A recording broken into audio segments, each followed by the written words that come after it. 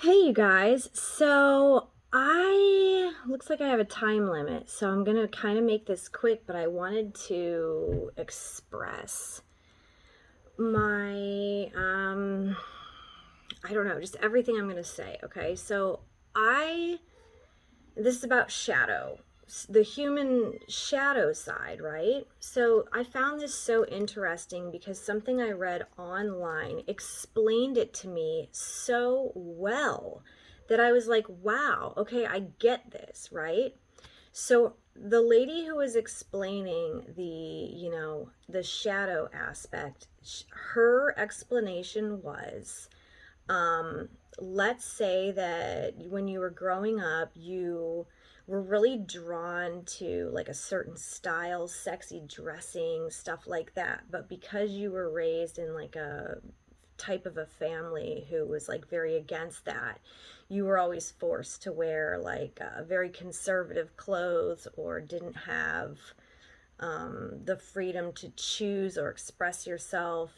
And so basically, you had to lock away that part of you who was really drawn and really wanted to wear certain clothing styles, whatever.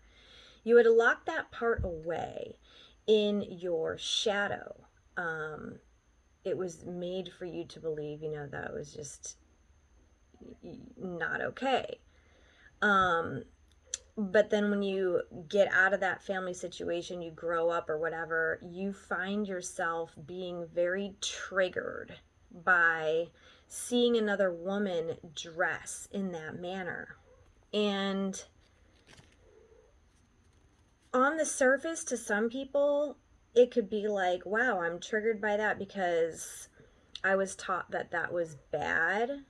But if you want to dig deeper into this trigger, really, she's triggered by it because that's a part of herself that never got to be integrated. So they basically was saying like that inner diva, or the inner seductress in you um was never allowed to be brought out or expressed. So anytime you see someone else expressing that, you're going to feel that trigger.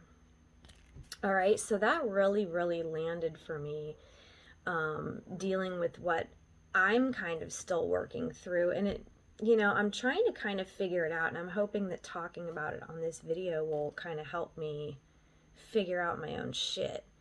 Um, I have inside of me a deep longing for family, belonging, relationships, stuff like that. It's always been so painful to be a single mom. And it's also been very painful to grow up in the dynamic that I grew up in. Not saying it was the worst situation ever, because I've surely heard worse stories, but there wasn't love, there wasn't warmth, there wasn't togetherness. Um, and there was no like sense of belonging. It was like very more dictatorship, like you do this and this. And I don't think I've ever heard anything positive from either of my parents the entire situation of growing up. So anyways, just the simple fact of reading that on the internet of how that was explained, I really was just like, wow, okay. And I just got back in from a bike ride, and I'm riding around. And as I always do, I like to just observe my surroundings. I like to appreciate people's decorations, the changing of the seasons, whatever else I can see. And I go through, I'm just riding my bike down this one street, and I see, there's this happy family out there. And the kids, there's like several kids on little like four-wheeler type things. And um it looks like a few grown-ups like sitting over like under an umbrella. It looks like, typical happy family. Mom's sitting there having a drink, dad's there, like. And I felt this pain like right in here, and I'm thinking, is that the part of me that's really longing to have that? I mean, I've come a long way, I believe, from this particular pain and trigger, but it's still there. Um, and I recall when I was a single mother to only three, I would just do everything with my kids, man or not, not. And I would observe. I would observe, and I would always see couples with their kids, and how, like, the dad would hold the backpack or help grab one of the kids, or, help with a stroller. And I always would think, wow, like, why does she have that and I don't? Like, especially I would even say, wow, she's like so frumpy too. She's not even pretty. Like, what is he doing? Like, what is it? Because it's not looks. Like, what is making these guys like do this for certain people? And I was like, just watching, and I'd watch, but I would also just feel like a very, very jealous sadness in me that I didn't have that, and my kids didn't have that. I would just be wondering why, like this isn't fair, like this sucks, and it has hurt. And so I used to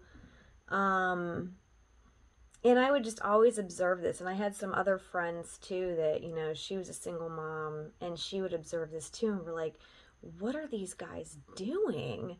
Like, we'd noticed these are the girls that are just messy hair, looks like they don't shower, wearing an oversized t-shirt. And here we are in our cute tanks and shorts. And like, we're obviously good moms. And like, I don't know. We never figured it out. But anyways, that's not what this is about. This is about that feeling, and I would just get to the point where I would almost want to cry. It would trigger my grief. And it wouldn't even have anything to do. It wouldn't matter if it was like a hot guy and a not so hot girl, or vice versa. Sometimes it was just two cute people who had cute kids and was just genuinely a family, situations like that, where I just observe that how easier it was, so much easier for this female that had the dad present, and just wishing that I had someone to like help me do this stuff and do it with me, and not even for me, but just do it with me, someone to sit on that park bench with me and put their arm around me while we watch our kids play and be cute. Like, that is what I wanted. And wow, that really just cut me off for no reason. I'll have to put these two together. I didn't get that. And it ate me up inside for years to see that. And then I got told that when you see someone that has what you want to have, and you feel jealousy about it, or you feel mad that they have it and you don't, that you're actually pushing that away from yourself. So I consciously would make an effort to stop. And I would start seeing, oh, I see love. The fact that I see love and I see a family means it's possible. And if it's possible for her, if it's possible for them, it's possible for me. And that is the new way of thinking that I've adopted. However, I've been doing that for years. I've learned to try to appreciate just being in the presence of love.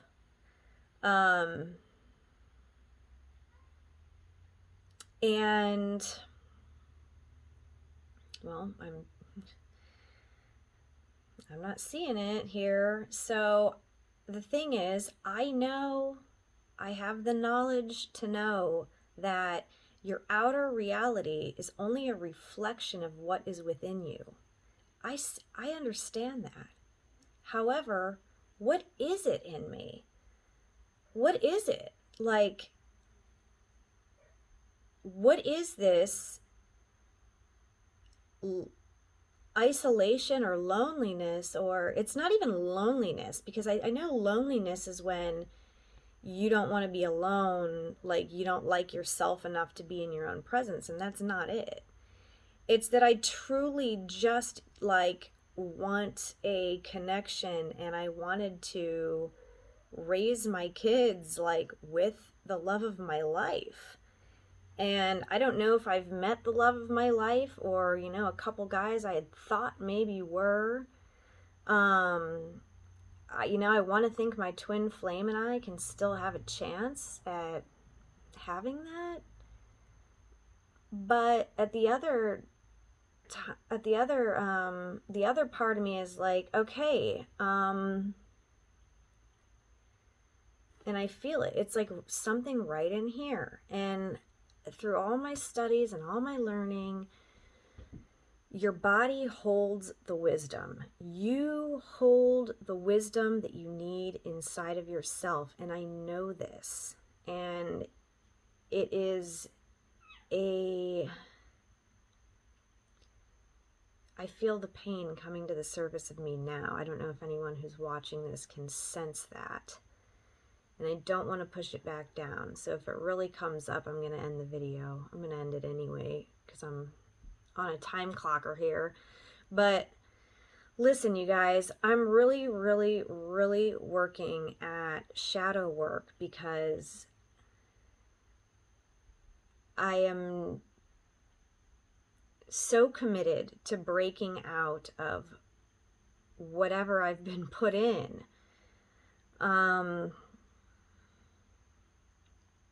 What I'm seeing in my outer reality is me alone in this house. And my kids are gone with their dads for the visit. And what I would prefer is, having a partner here. So, like, obviously there's something in me, that's projecting outwardly that I'm not seeing or experiencing this. And is this a shadow? Is this a shadow aspect of me? Something that, because when I grew up, I did kind of think, oh, I don't want anything to do with marriage or whatever because of the example. But knowing that the example that you grow up seeing isn't necessarily your, obviously everybody's different. There's a million people in this world. There are examples of good, genuine, loving families. And I do believe now, the more people I talk to and meet, that it is rare.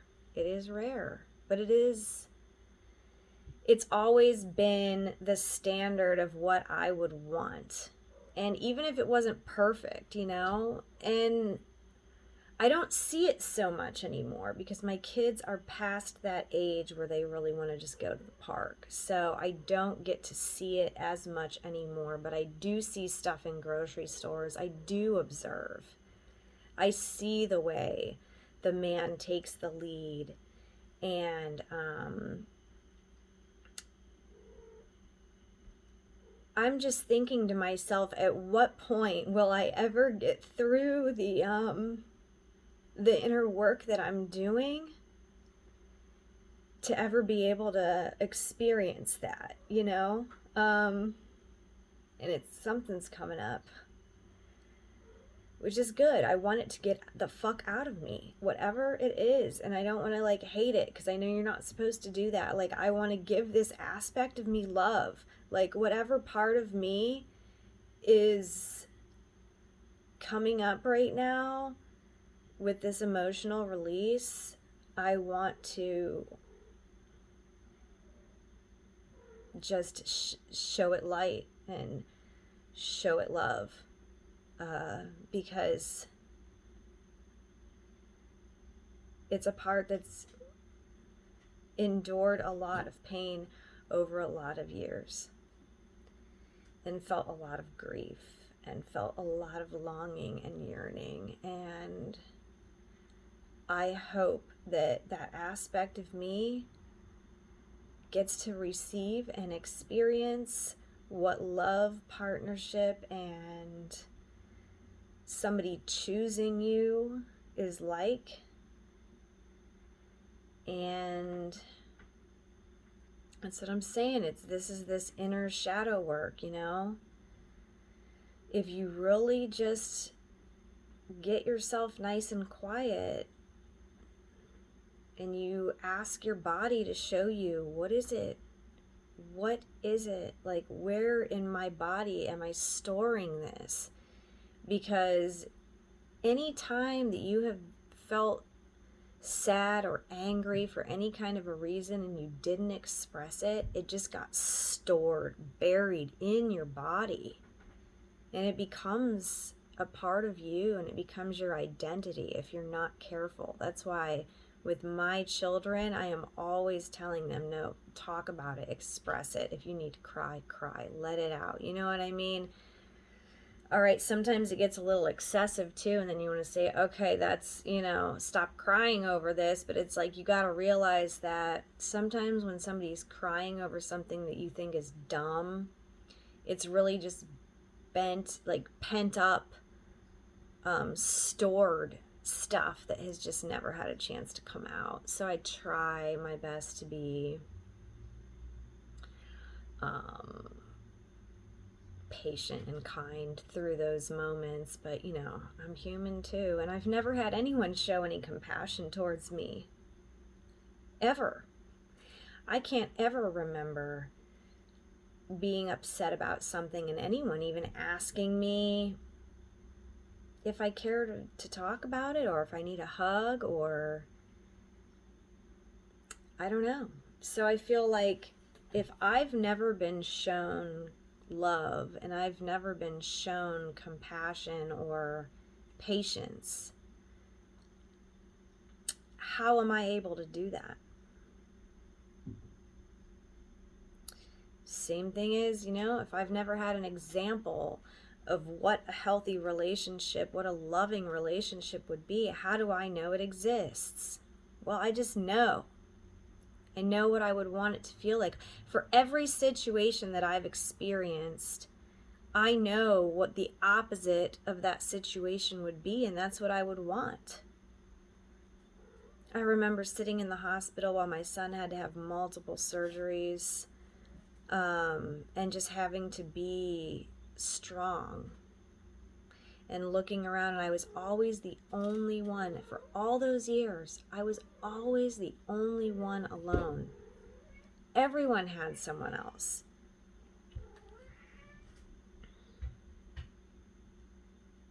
And here I am, living life alone, day by day. Raised my children completely alone. I mean, they're literal adults now. And the two of them seen their dad maybe twice. Twice. The one seen his dad maybe 5 times.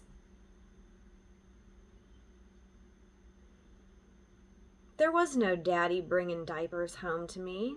There was no cuddling me all night. There was no hot sex life. There was no barbecue family dinners while kids played in the backyard.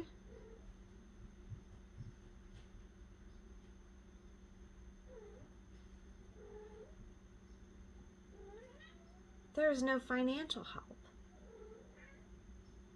There was no emotional help. There was nothing. Did I deserve that? Did I bring that upon myself? Did something inside of me create that outer reality? Must have. Sure didn't know it. Sure didn't do it on purpose.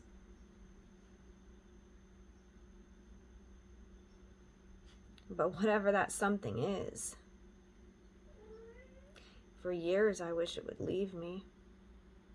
For years I wish I could see in my outer reality an expression of companionship, partnership, romantic relationship.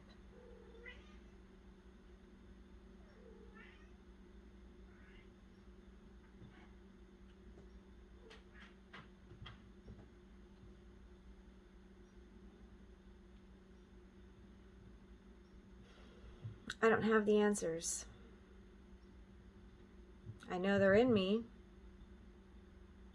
according to the spiritual studies. Maybe if I just say that, hey, I'm open to seeing the answer, you know, I'm open to seeing this painful truth. I'm open to seeing and being able to release whatever is inside of me that creates the isolated existence, that creates the being single.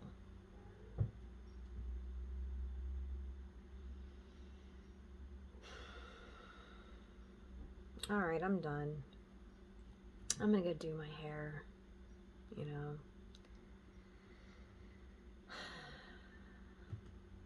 Hope this video helped someone who's in their shadow journey, because sometimes it does get kind of confusing. And then sometimes you think you got things figured out, and then you're just slapped with more confusion. So it's like, yeah, I used to really think I was quite the expert. And I really was there for a little bit. And now I'm kind of like, what the fuck is really going on? Like, I don't understand. Like, I just don't get it. You know? And especially with the twin flames, like, that's a whole nother video. Yeah. Like, I thought we were about to be together for real. That's been put on a delay. That's not happening.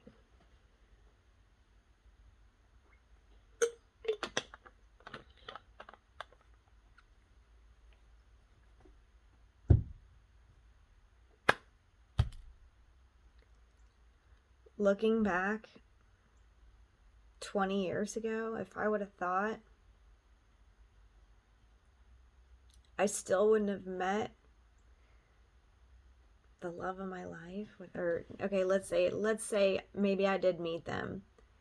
If I wouldn't actually be in a real relationship,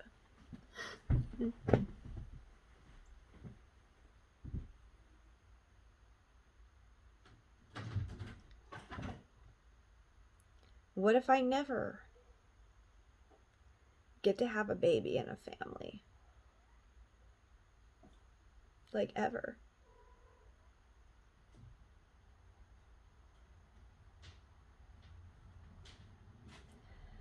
That's a possibility now, you know? And I didn't think it was.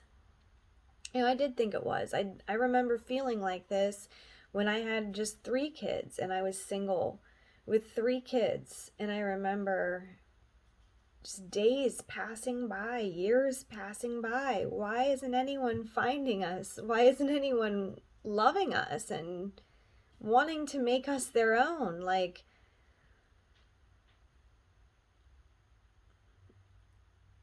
and I'm still thinking that now. Like, I'm trying not to think that, though, because I don't want that to create, obviously. I don't want that thought to become my forever reality. Like, if that's a thought in there, then transmute that out, superconscious. Get rid of that thought.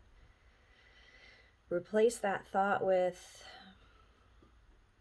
the love of my life is seeking me, and I am open, and it's happening.